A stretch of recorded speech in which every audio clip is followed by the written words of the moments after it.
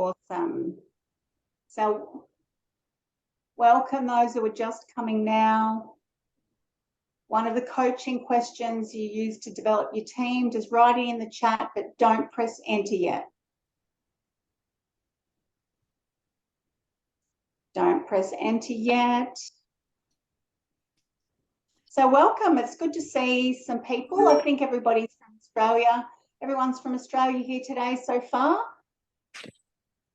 Thumbs up.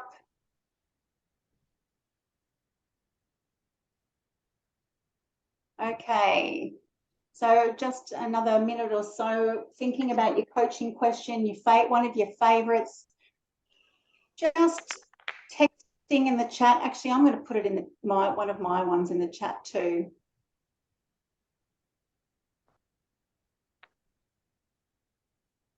I can't find my chat. There's my chat. Oh, here we go. I'm about to put one of my coaching questions is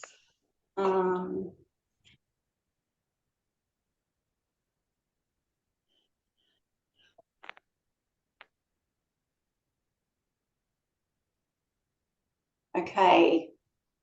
So has everybody got a coaching question they're about to put in? Can you give me a thumbs up? I want to be able to see people. Put a gallery. Yep, thumbs up. Let me go to speaker view. Okay, I've got some thumbs up. Okay, so, all right. If everybody's got a coaching question, so on the count of 3, let us put in one more now. Let's wait for another one. Ian, we're just, for our unofficial start, we're typing in the chat your favourite coaching question to develop your team. And then I'll just give you a minute and then we're all going to press enter together and we'll see what smart people we have in the room sharing the gold nuggets in our brain. Oh, it's great to see you, Anne. Nice to have your camera on. Hello. I've just had somebody text me that they can't come in. What was the question again that we're typing? Yeah. Oh, what is your favourite coaching? Okay. I might get, oh, there's Alice Springs Mob, somebody from Alice Springs. I wonder who that is. All right, let's now press enter all together. Let's see what we've got in the room. What's one of your top coaching questions? Hey, Shannon from Alice. Enter now your top coaching question.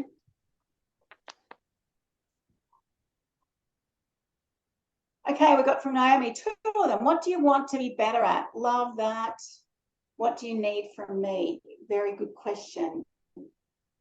Very good questions. And mine was, what are your top priorities today? Where do you see yourself in 5 years? That's very good for a long-term, carries a long-term planner there.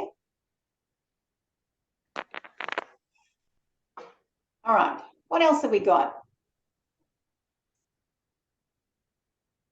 What's on your mind? That's a great opening question to start with.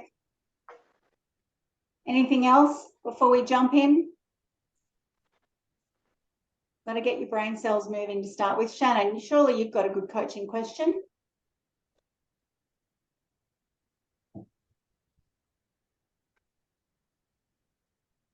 How can I help you today? Very nice, Ian. Everything's different, isn't it? All right, so let's just jump straight in. I'm happy, please, this is an interactive session. I really am going to ask for thumbs up, thumbs down, neutral throughout the whole thing. Sometimes I'm going to be asking somebody to come off. Thank you, Shannon. What's the solution? Plan A, B, C, or D? Very good. I'm going to be asking for some interaction, so please come along for the ride with me today. We can co-create together as a smart bunch of senior nurses. So If you don't know me, my name is Michelle Taylor. We're recording today for those who have registered and haven't turned up, which I think there's about 40 of you that haven't turned up so far. But anyway, so activating a team, how to develop a junior workforce. Very, very topical for today, for today's world. First, I need to start acknowledging country. I stand on Larrakia land. I respectfully acknowledge the traditional custodians on which I stand and we meet today. Please just taking a moment to acknowledge the country on which you are meeting and are today.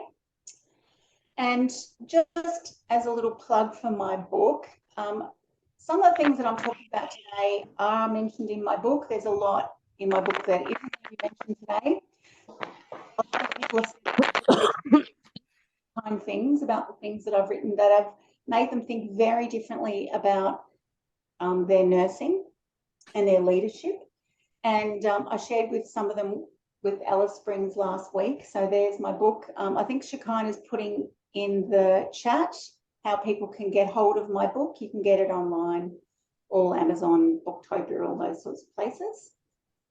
So let's just jump straight in. So why is developing your team as important as recruitment?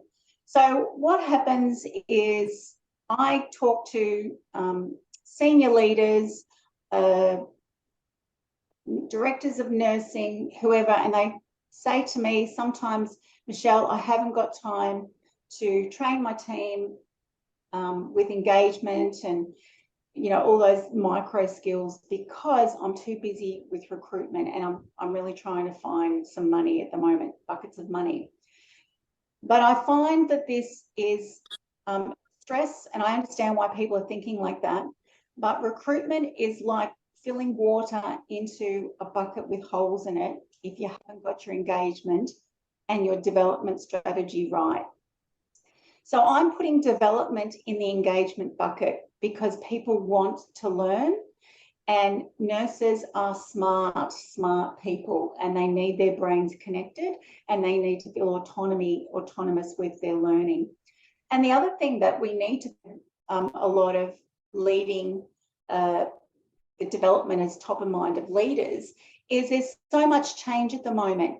And whenever we're bringing about a change, we're developing our nurses to think differently. They have to change what they're doing and pivot, and they have to start, and we have to create new habits.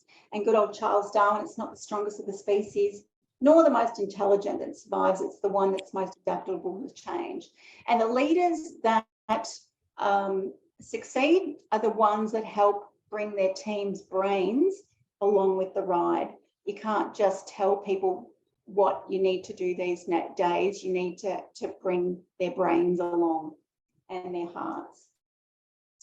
So we live in a VUCA world. I'm not going to go too much into this. Everybody knows how volatile, uncertain, complex and ambiguous our world is. We are basting in a very anxious, fear-driven world.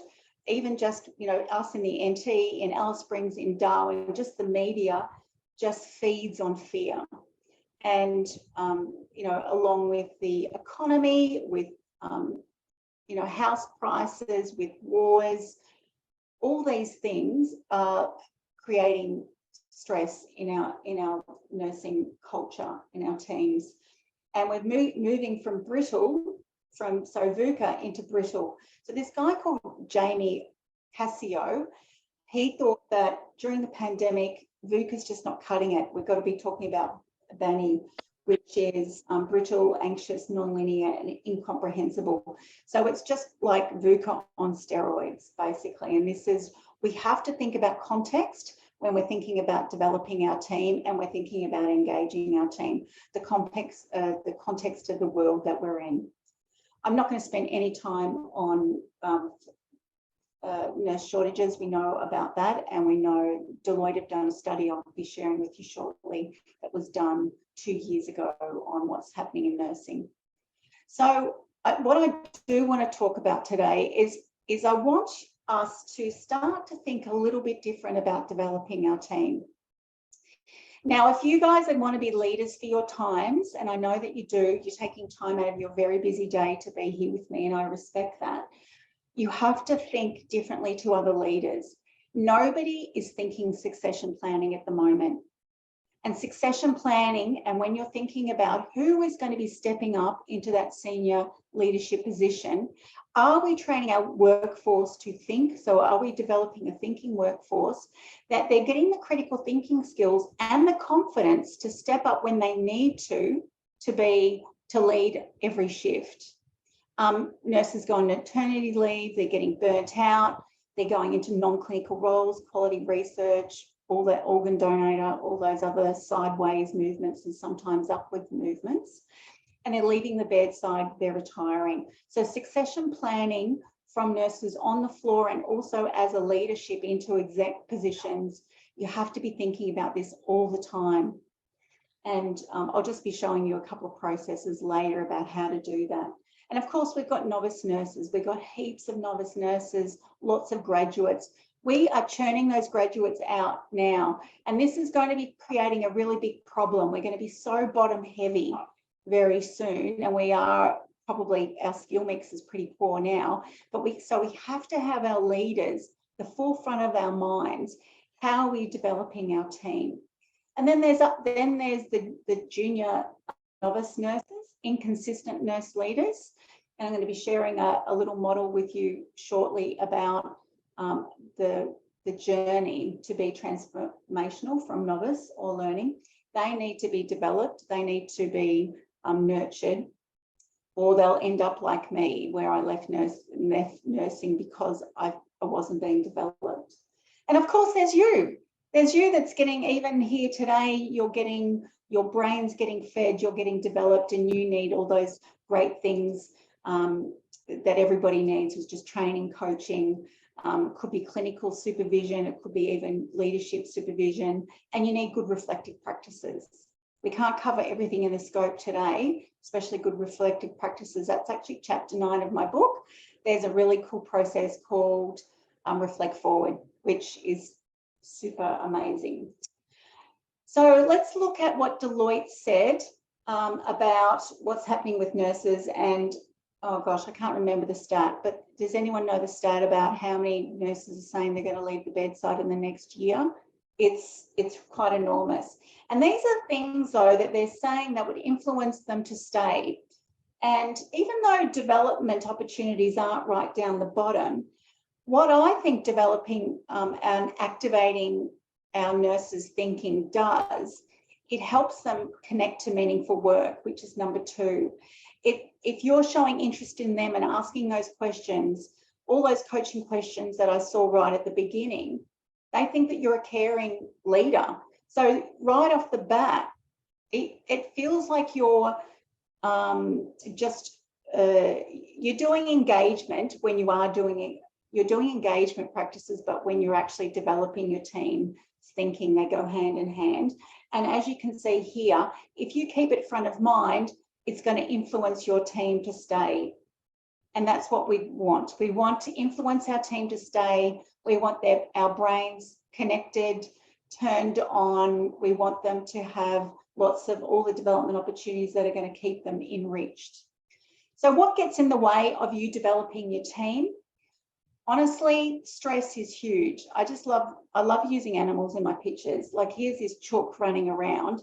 And sometimes when we're stressed, has everybody noticed, hands up, when you're stressed, you don't want to ask questions. You can't even go to that part of your brain. You just want to give people the answers. You just want to tell them what to do. You get transactional rather than what we call transformational. Because, and it's not your fault. I mean, you've got things to do, but your brain gets hijacked. So all those beautiful ways that you know in that prefrontal cortex of yours, how to lead well, how to get critical thinking in your team, you can't do it because you're stressed. So again, now I'm saying that I've said already that development and engagement are the same. This is what's going to leak, stop the holes in your bucket, not just recruitment is filling the bucket. And now what I'm saying is too, if you can manage your stress and your team stress as well, you also fill the holes in the bucket. You're going to be developing and engaging your team more. So I talk about the knowledge trap. Now, the knowledge trap is when you get caught in the idea that you are a clinical leader, you know all the answers, and you tell them what to do rather than getting them to do the thinking and developing their own beautiful critical thinking brains themselves. Now, all of you nurses, nurse leaders, good intentions. And in the dysfunctional nurse identities and transformational nurse identities model I outline in my book, there's a character that we've called Mama Bear, or it could be Papa Bear if you're a fella or identify as a fella. I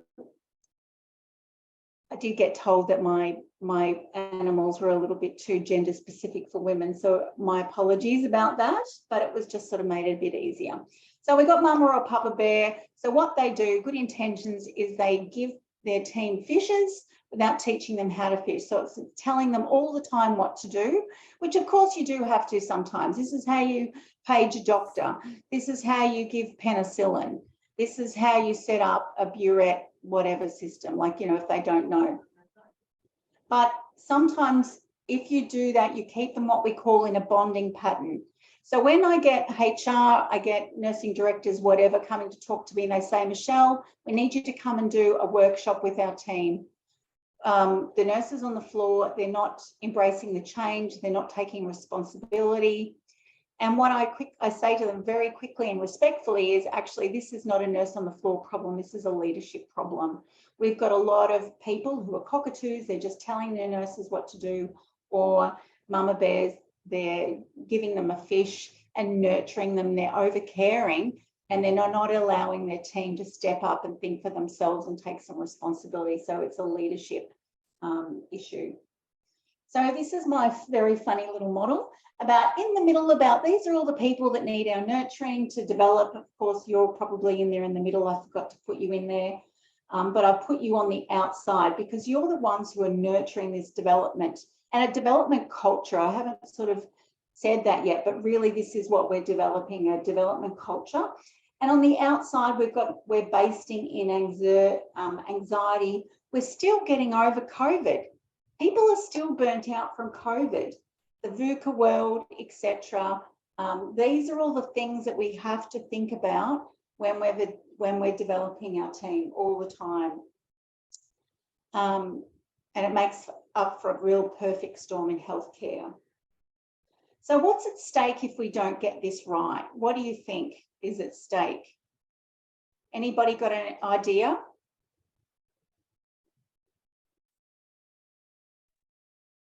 If we don't get this development engagement right, what's going to happen? People leave. Thanks, Ian. People leave. Increased transactional leadership due to workload of recruitment. Yeah, absolutely. It's a cycle, Caitlin, isn't it? The more people leave, the more you get caught in recruitment and you don't have the time and energy to plug the holes in your bucket. It really is, we have to get out of this cycle. Increased risk of errors. Actually, Gemma, that's a really great point, and I'm going to come back to that when we're talking about psychological safety. Shannon, lots of loss of value, engagement, passion. Yeah, the sense of meaning and connection from people, burnout of leaders. Now, burnout of leaders trying to do everything, that's exactly right, Caitlin, and that's the mama bearish. You have no boundaries and you overgive and overtake responsibility. Now, research shows, though, that transformational leaders, they're less likely to burn out because they learn how to disperse the responsibility, disperse the thinking to their team, so they're less likely to burn out. And there's more of that in my book. So there's a lot at stake. And what I want for you, and why I'm doing these free sessions, is I want you to be a leader of the times. I want you to think a little bit differently to the other leaders. You have to lead with your stress in mind and your team's stress in mind. You have to make engagement and development in your team just as important as recruitment. You've got to plug those holes. So how do we activate? Activate is the promise of this session today. Now, activate is a doing with activity rather than a doing to activity. Now, if there's one thing I want to take today, it's that. We're activating something that's already in the person. We are not doing something to them. We don't lead people, we lead their energy. We're activating their energy, their meaning, their purpose, what they want to get out of their job, what they want to learn, what's next for them. We're activating their thinking, their critical thinking. And this is your chance to actually show them and role model being the leader that and the nurse that we want them to be, that what you want them to be. And like you, they want autonomy. Now, when was the last time that you listened to advice? Probably never, because, like, you probably can't even remember, because it was advice is a doing to activity, not a doing with activity. And what about when you were sold something like a car dealer? You know, you walk onto the lot and you feel like you're getting attacked. You want somebody to be a little bit more chilled and say, yeah, whatever you want, I'm here for you with what you need. So as we're developing our team, this is just one of the inventories that I use, which is driving forces when I do leadership masterminds. So I want you to understand when you're leading your team that everybody is different and everybody has a different approach to learning. So here's an example of two spectrums of motivation or driving forces. On the left is instinctive learners and on the right is intellectual learners. So I'll just go through. Intellectual learners is they want to expand their understanding and knowledge in all endeavours. They want to go deep and they want to go wide with learning. They want to know everything. They don't want to just know about like how do I give penicillin, but they want to know, why are we giving penicillin with this patient? Why are we not giving amoxicillin or flucloxacillin or whatever? They want to know lots of things around it. They love to fully explore new concepts and ideas, and they get very frustrated when they can't learn on their job. Quite frankly, this is me, and this is why I just kept learning and learning and learning, and I had to go to ICU, and I had to know everything in and out of the duck's bum, as they say. I had to learn about everything. Knowledge is very important to me, but it is not to everybody. The instinctive learners, and because I've done a lot of these inventories, there's instinctive learners in nursing and there's intellectual learners. They only want to learn what is relevant for right now in front of them. Oh, yep, penicillin, this is how I give it. Yep, no worries, this is all I need to know for now. They just wanted to know when it's relevant, is it got a direct application to what I'm doing? So just understand, they don't like theoretical discussions. So if you're an educator now, I know there was a couple of educators who wanted to come on for this discussion, that people are different, so accepting that. So we want to activate to develop. So thinking about engagement does have a direct correlation with performance and also autonomy. We have to think of, what do people need to learn? People don't want to be spoon-fed and they don't want to be told what to learn. You can lead them, but they do want to have choices in the matter.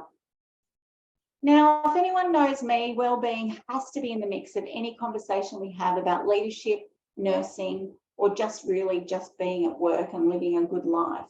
Now, the PERMA model is a model by Martin Seligman, and health is actually a later insertion into this model. It was PERMA without the H. So when we're developing our team, you have to keep in mind we're also increasing their well-being, because everybody wants to succeed. They want to accomplish. They want to feel like their status is rising from learning more and developing more. It increases their positive emotions, engagement with their team, relationships. You know, when you're coaching them, you're giving them such a great opportunity, and you'll build trust with them. Gives them a connection to meaning and purpose that you talked about, Shannon. And I think it has an overall relationship to health as well. And this is what we want to role model with all of our team. So who are we training and developing? Let's get to know them a little bit deeper. They could be graduate or novice nurses. Now, they've been to university. All our team that we lead are not like people on the Ford assembly line putting a car together. They've been to university. They know things, and they like to be known for knowing things. So asking them a question increases their sense of status as well, and they will feel better about themselves. They love nursing, they want to help, they love to learn, they want to feel capable, they want to feel connected, they want to be treated like a professional. Pretty much the same with the newbie or inconsistent nurse leaders. They've got really sound clinical knowledge, but they don't know what they don't know. And I mean, that's like all of us really, we don't know what we don't know. And sometimes they do need to have a look behind that Johari window, if you know what I'm talking about, in terms of what increasing the area about yourself that you don't know that other people can see, but you can't. And newbie and consistent leaders need to learn how to lead and activate their team to act, learn, and think. So a newbie leader, I like to keep things simple.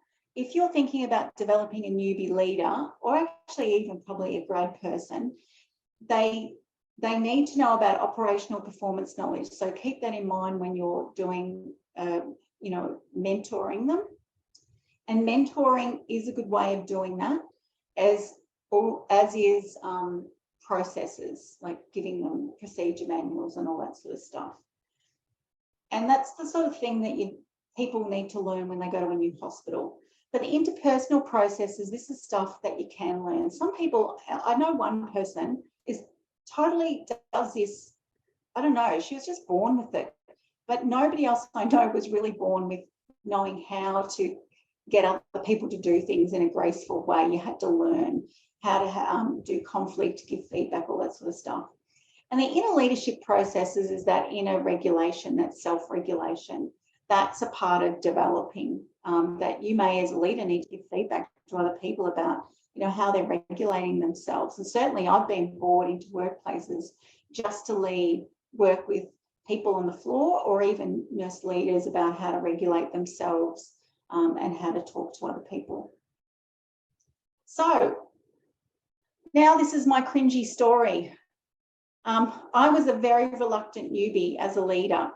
It was 1997 and I was put on the seniors roster in ICU. I was on permanent nights because I had young kids.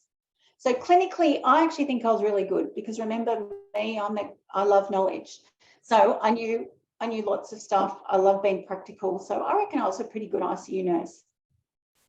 But I never pitched myself in charge of a shift, to be honest, but I was put on the seniors roster and I had to be on charge one day.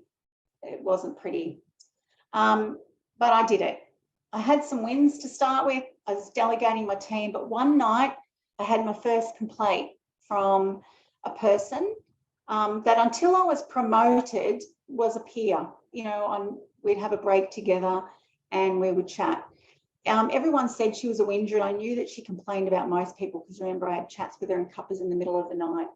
But after that complaint, I was hauled into the charge nurse's office on my day off, and this charge nurse was not supportive. She gave me no advice about what to do or insight into the situation. She never helped me. She never even gave me some little handy hints. She wasn't supportive. Basically just said, don't do that again. It was pretty bad. I started to lose a lot of confidence and I became what I call an inconsistent leader. And I know I'm not the only one because I work with lots of people who are the same. So after my complaint, I was too far on that green side. I was overly nice to everybody. I was just being overly giving to everybody. I just didn't want another complaint. I was overcompensating.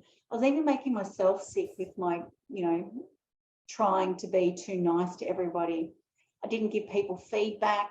I was just too scared to. I just didn't want to get another complaint until all of a sudden one day I just cracked it and then I started getting I overcompensated the other way and I got a little bit cranky. I started to get cranky with people when they, weren't doing standard things. But I didn't know the skills. I didn't know what I didn't know. And I certainly had terrible people around me. And I was pretty much just dumped on night duty.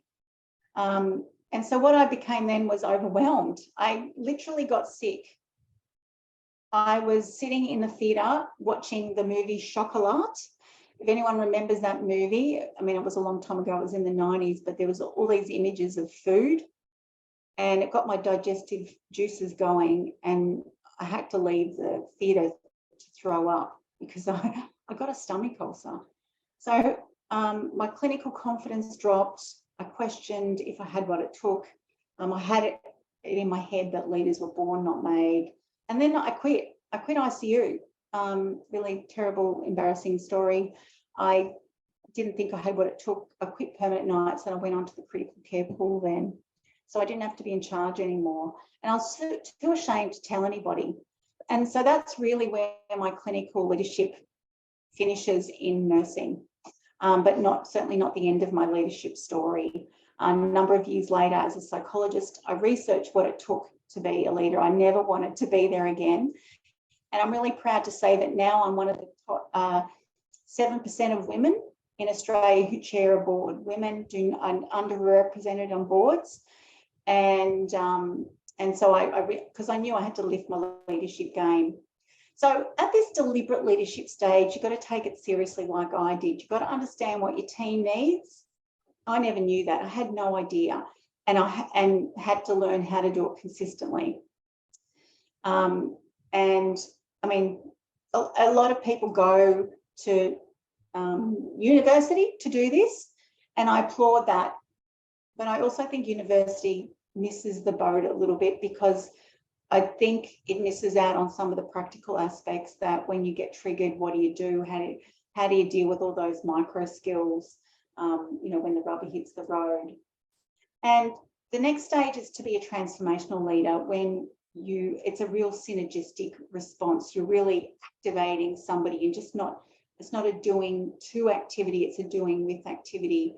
You make those hard decisions. You can have that high level thinking, that strategic thinking, but you can easily be flexible and come down to do those micro skills that are so important, that keep your team where they are, and you need to self-reflect.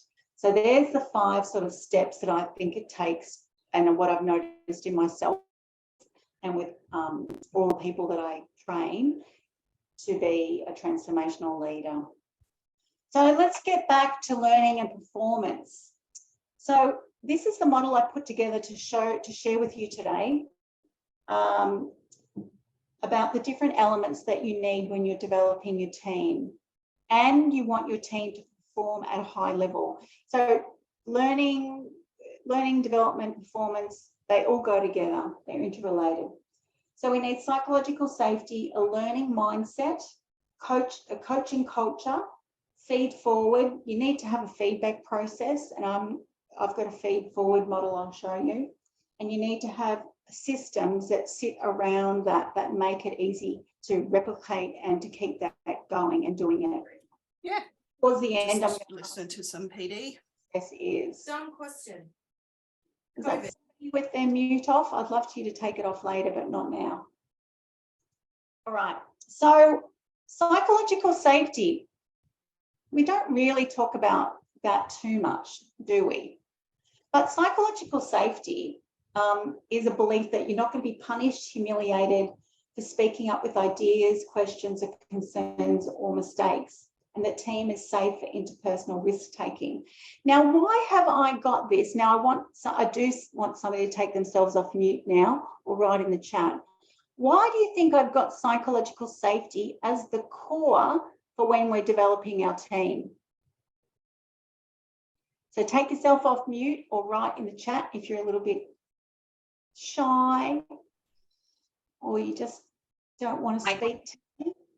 I guess for me, if you don't acknowledge a psychologically safe space, then you're not going to get the best out of your team. And having, I guess, almost those team norms or agreements that, moving forward, this is what we'll, we agree that there's no silly questions, and this is a space for learning. Yeah, absolutely. Agreed team norms, very important. And for those who was with me with my training last week, because there's 2 of you here that were there, we set psychological safety up right at the beginning. Did you remember that? Shannon and Naomi? Yeah, it's essential. You actually can't do anything without it. And to me, the important part is also the agreement. So we've also got from Kerry, it's central to building trust. Yeah, absolutely. Agreed trust, says Gemma. And we want honesty and openness. Yep, we want everybody's voices in the room. We're going to talk more about that. But psychological safety is key, and it can be safe to speak, but also you can have accountability. Amy Edmondson talks about this really well if you're interested. She's got a great TED talk. So nobody wants to come to work and look stupid. Now, I've got a leader that I've worked with clinically in the past, and I know her team do not come to talk to her about mistakes. They do not ask her any questions because she's got this look, and I've seen this look that she has, and they just don't want to go there. So it's, even though she is probably strategically processes the best leader that I know, her micro skills, they let her down, and her team don't perform because of that. And people, and I've already spoken to some of them, some people are wanting to leave because of that. Yeah, so it's not good. It's not good. So how do we do psychological safety? Now, these are 3 key steps. We need to frame an obstacle, any obstacle, as a learning problem, not a performance problem. It's not personal. We need to normalise problems. We need to recognise there's always uncertainty, and we have to give everybody's brain a voice. It's like what Shannon said, we want them to offer their ideas. Ian said that as well. We need, and we can only get that by framing everything, frame an obstacle as a learning problem, not a performance problem. Because, and leaders, we don't know all the answers, and we need everybody's voices in the game, especially if this is a VUCA world, people. We need everybody's voices and brains in the game. Now, the second thing is you have to model that you're still learning and that you're fallible.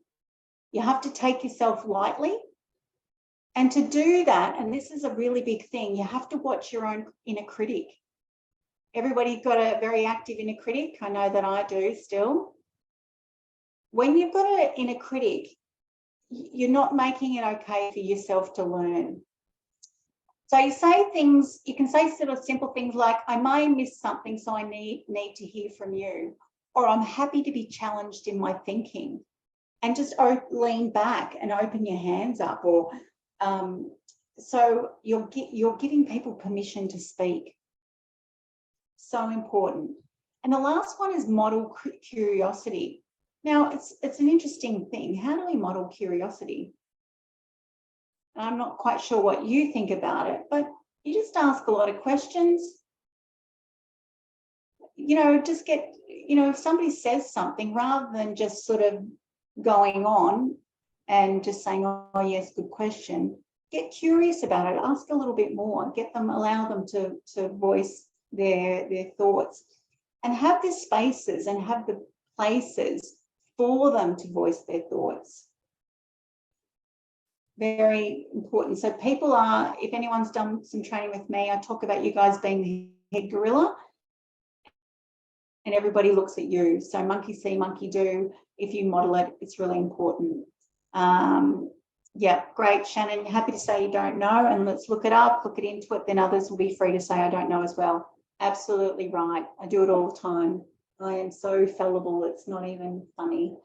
So let's take now a deep dive into a learning mindset. Again, this needs to start with you as a leader. You need to be fallible and set the psych safety. You need to be a model of growth mindset. So who knows what growth mindset is? It's a model first coined by Carol Dweck. Other people call it a learning mindset. Some people call it the not yet mindset. So it's basically saying we don't know it, not yet, but we will with time. We just need to do it. Or you're saying, of course you don't know how to do it yet. You've never had this happen before. And I think what we didn't do in COVID, we didn't allow the not yet mindset to happen with people. We sort of pointed the finger of blamed when they didn't get it right. But just like us, they'd never done this before. And a learning mindset means that you need to be experimental when required, especially when you're doing a change initiative. You need to adopt, adapt, drop, or pivot. And you can even have those words that you can use with your team: adopt, adapt, drop, or pivot. And feedback certainly needs to be a two-way street. You can ask your team for feedback anytime, model it. Essential. The next is getting a coaching culture, and it's essential to shift from this transactional leadership model to transformational. So questions such as, you know, what have you done before in a similar situation? Those ones that you did at the start of the training today. What are your top priorities? That's another good question. How do you want to handle it? It gets them thinking in a different way, and it stimulates their thinking. Now, this is a brain just showing like the gamma waves, the alpha waves, when people are learning and what's laid down. And what we know of alpha is it's when people are feeling a bit more composed. So we know that we can in beta, which is that high thinking, high stress, we can lay down thinking and learning, but it can only be a simple thing, like a simple task, or, oh yes, we need Actropan when somebody's heart rate's low, you know, that sort of stuff. Like, that's a simple thing to learn. But if it's more complex, you can't restructure or AKA learn if they're in this high stress. So again, we get the idea of when we're asking coaching questions, we actually turn the stress response down, because they go into this thoughtful space, and then they can remember, and they're more likely to remember what they say. So this is why coaching questions is more, it allows them to remember more for next time, for that longevity. So next, we're thinking about having a feedback culture as well. And the feedback I teach people, it's called feed forward. Feed forward is a very, I think I've got a slide on that actually. I'll just go to that in a second. I'll explain more about it. But just as a thumbs up and a thumbs down, who uses the feedback sandwich, or the shit sandwich as sometimes it's affectionately called? Thumbs up or thumbs down, who uses it? Anybody? Yes, no, I'm not seeing any thumbs. I can't see everybody's picture. Are we frozen? No, I need to see a thumb. And you're saying no, okay? So nobody uses the feedback sandwich. Good, it's terrible. I'm going to do a thing on the 10 myths, and the number one myth is do not use the feedback sandwich. It just, if you've got something positive to say, it just sets them up for the, like they hold on to the desk or the table because they know something bad's happening. So the new way of doing that is give positives all the time. And when you're saying something that they could improve on, you say it on its own. It's not cushioned by anything. You shouldn't need to cushion like something about performance. So let's look at the feed forward model of feedback. We're soft on people, hard on outcomes. We're hard on how something is done. We're future focused and we're solutions focused. Where feedback is actually talking about the past, in feed forward, we're talking about the future and what we're going to do next time. It's a very much a no blame approach, and it creates this momentum for change. What it does, because we're talking about the future, it creates this natural mental rehearsal. So last one is improvement processes. Now, who? Oh, I can't find the thumbs down. Oh, you're actually doing it in the chat. I was wanting you to do it on your face. Anyway, it doesn't matter. So what improvement processes, like what systems do you have around developing your team? Now, they could be your educators. So type in the chat. I've actually got the chat up so I can see it if people are typing. So it could be educators, it could be risk mans, you know, reporting near misses or clinical errors. It's accountability processes, because this is all about development. It could be meetings, it could be performance reviews, could be learning development plans. So what have you guys got in place, systems around improvement processes in your workplace? It could be like a plan to develop your graduates, group coaching, you've got monthly one-to-ones with your managers. Yep, group coaching is good. Anything else? Orientation and feedback exercises. Yep, sometimes people have got manuals they can write in as well. All right, so what you need to do is wrap around, you have to systematize stuff. So we don't want to leave anything to chance, and systematize your leadership as well about how you're going to do, how you're going to create a learning mindset, how you're going to create a learning culture, and how every day, and I would put your own reflective processes in here, every day, how are you going to keep front in mind, who are you going to be that day? Roundtable events. Oh, I like them, Heather. I always wanted to, because I love getting people's voices in the room. That can be really useful. All right, so let's moving on. We're just about done now, because when we're thinking about development, we're thinking about an upward spiral, and transformational leadership is us all working together. And it's when we have this synergistic approach that we grow by helping others grow. So as I said before, transformational leadership, it is associated with better well-being for the nurse leader. They feel more meaning and purpose when they're engaging in that and they're developing their team, and you both develop and grow together. So it's not just about good outcomes, good being for the team, but you're kicking goals, you're getting your KPIs, and that's what we want together. Celebrate the wins, kick some goals, celebrate each other, develop and learn together, be real humans together, kind, open-hearted humans, and that's what we're after. So this is just a couple of ways that I do it. Just these are first some sort of 6-month programs, a year-long programs. And down the bottom is discover, to perform, lead the team and develop your team, is just if you want to learn how to do that feed forward, how to get a learning culture, how to get psychological safety. That's in that sort of model there. And I'm happy to talk about that one-to-one with people if anybody wants some have a discussion about that. So if you need to note out the issues with your team and maybe need a sounding board and then see if there's a fit with us working together, maybe it's time to book a time to talk about your goals for your team and what you want to achieve. And you can do that by just sending me your email in the chat, direct message me. In the chat right now, I get the transcript, and so I can message you if you want to have a, no obligation chat about what your goals are, etc. You can do that.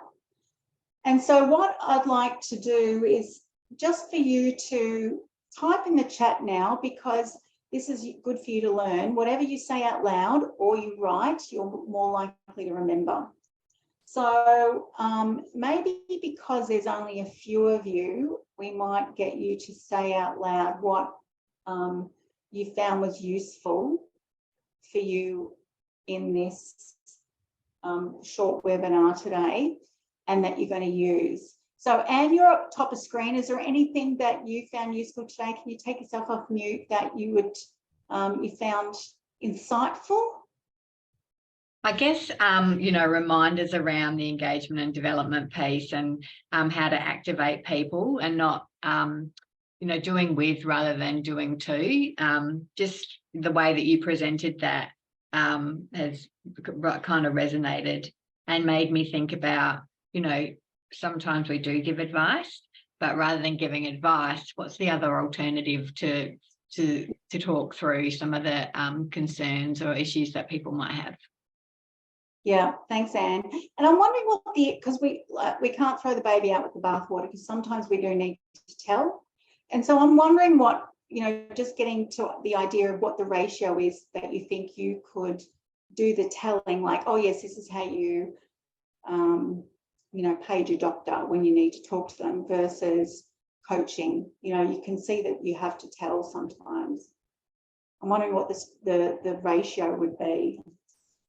Do you think it's a ratio, or do you think it's individualized? Because, you know, I'm working with very senior nurses, so a lot of their work isn't necessarily transactional. A lot of their work is critical thinking versus a very junior nurse, and I know that's what today is about. But a lot of, you know, how do we embed that critical thinking even around, this is when you page the doctor, because you need some critical thinking around, or this is how you page the doctor when you've decided that you need to page the doctor. So there's, you know, there's critical thinking that needs to occur before those processes even happen. There is actually, and you even got me thinking about, like, there can be some coaching questions. So when you do ring the doctor, what do you see as the most important thing to tell the doctor? You know, what are your priorities here? What do you think? And so you can sort of do both, can't you? Yeah. So thanks. And so you also put up another good point, is about it's contextual, isn't it? It's about who you're talking to and with, and, like, you know, obviously in a, you know, high stakes conversation about, like, you know, we're resuscitating somebody, it's transactional. We have to be transactional. So Shannon, you're next on my screen. Are you able to take yourself off mute? Have you got sound on yours? Yeah, look, I think a lot of it's reinforcing, but me knowing me, I'm an ideas person, and I always struggle with structured processes. Yeah. So I think, you know, just reiterating that, you know, for some people it's okay to be on the peripheries and give them challenges and walk with them, but there's others that need structure around their development. Yeah, absolutely. They do need structure, and they do need to know that certainty about what's happening next. Yeah, good point, Shannon. That, Ian, you're next on my hit list.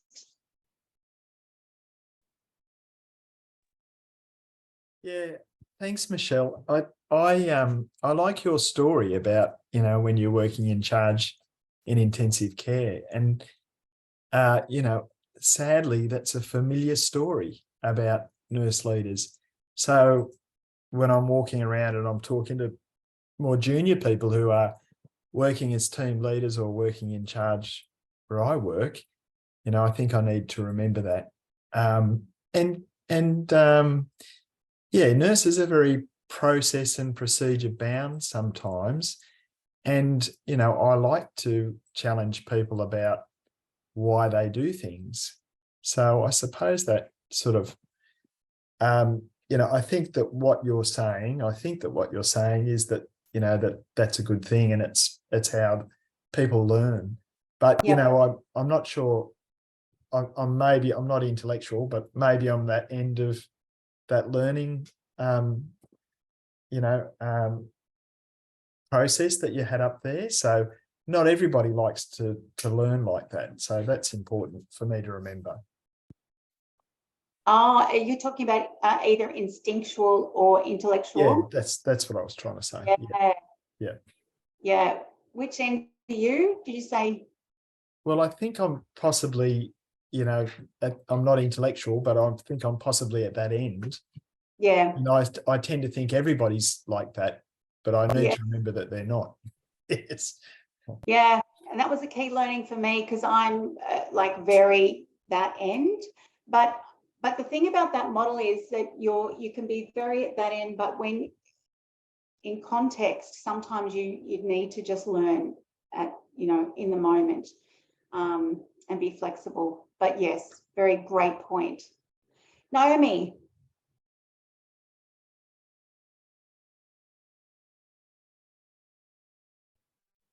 Can't hear you, sorry. I don't even know if have you got a microphone? We'll try this one. Is that better? Yep. Yep, sorry. Yeah, look, I really like the model of curiosity in learning and developing people, and that's been one of my big shifts over the last probably 10 to 15 years, with a really strong simulation training background. But I see as a coaching method that that's probably one of my strongest tools, and the best way to coach people is to be curious.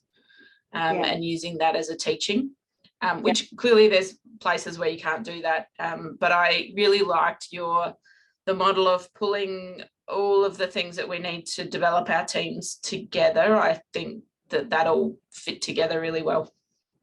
Yeah. Yeah. Thanks, Naomi. I'm going to have to duck out shortly. Sorry.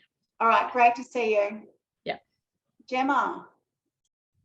Hey everybody, I hope you can hear me. That was great. Thank you so much. I think that for me, one of the biggest things I've taken away, and so something very simple, is that when staff are sort of faced with an obstacle that I've written it down somewhere, that instead of framing it as, you know, a performance problem, we're framing it as a learning opportunity. So, you know, with our ANUMs, they often have struggles around staffing and how we're going to staff the unit, and it's just a daily thing. And even though it's the same issue every time and the same obstacle, it's just everyone's so different. So it's about adapting your leadership style to that person to then make that a learning opportunity instead of a performance problem, because often they will internalize that as an issue that they've made themselves when it's not. Obviously, we can't control who's going to come to work and who's not, but we can help facilitate the way that they view that and the way that they feel in themselves when they leave that shift, I guess. Yeah. For me, just a very basic, it seems basic, but it's causing a lot of anxiety at the moment. So I guess it is something, you know, to think about. No, it's basic, but all this stuff is foundational. It's how we set the culture. It's how we start talking to each other. It's how we accept humanness. Yeah, I think so. And yeah, a lot of stuff I've taken from today, but I guess just something that pricked up in my mind with our staffing issues, and I'm sure everybody else has. But yeah, for our actual leaders in our unit, they are our leaders, and if they're stressed, like you said, everybody else will most likely feel that way. And I guess that's what I've been trying to do over the last few months, is to you know, bring back that why are we doing what we're doing, and we like what we do. We don't need to be stressed coming to work, even though we might be short staffed. So let's figure out a way to adapt to that, I guess. I don't know. Yep. Perfect. Great insights, Gemma. And that's what this is. It's supposed to be practical. You just see, you know, something what you can take away straight away. Awesome. So is there any questions that anybody has or any other insights? Happy for you to take yourself off mute. I love hearing people's voices. All right, everybody, thank you so much for coming today. It would have been so boring just me talking to myself. So you're why I get up in the morning. You're why I try to think of new models to do things and talk about things in a way that you, because you're working clinically or you're working with your clinical teams, don't have the time to do it. But it's what gets my juices flowing. So if anybody wants to connect, just pop your email in the chat or connect with me on LinkedIn. Yeah, happy to talk about how we can partner together. All right, so thanks, guys. I'm going to call it. Have a great day, and I might see you for my next one. All right, bye.